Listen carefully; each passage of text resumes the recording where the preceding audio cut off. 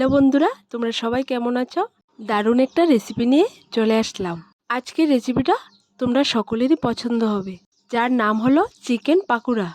এইভাবে চিকেন পাকোড়া বানালে আর কিনে খেতে হবে না। এখানে ব্রয়লার মুরগির বুকের হাড়ছাড়া অংশটা নিয়ে নিলাম, পাতলা পাতলা টুকরো করে কেটে। আর নিয়ে নিলাম একটা মুরগির ডিম। এরপর এর মধ্যে দিয়ে দেব মাঝারি সাইজের একটা কাপ দিয়ে 1 কাপ ময়দা। তোমরা চাইলে ময়দার বদলে বেসন দিতে পারো।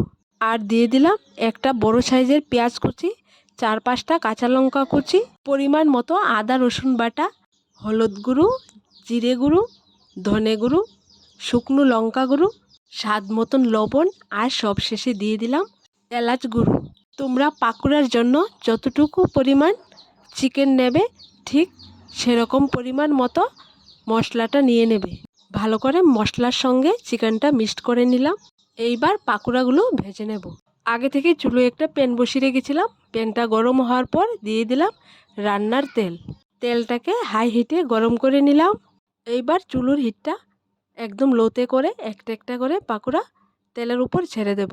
পাকোড়াগুলা তেলের উপর দেওয়ার পর যদি চুলোর আঁচটা একদম হাই হিট থাকে তাহলে পাকোড়ার ভিতরটা কাঁচা থেকে যাবে আর উপর দিয়ে পোড়া লেগে যাবে। পাকোড়াগুলো মুচমুচা হবে না।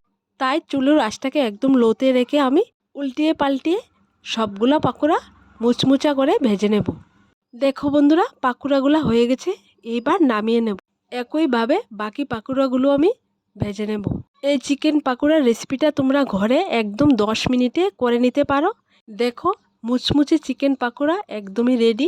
তোমরা একবার বাড়িতে ট্রাই করে দেখবে, খেতে দারুণ দারুণ স্বাদ। রেসিপিটা তোমাদের ভালো লাগলে লাইক, শেয়ার এবং সাবস্ক্রাইব করতে ভুলবে না কিন্তু।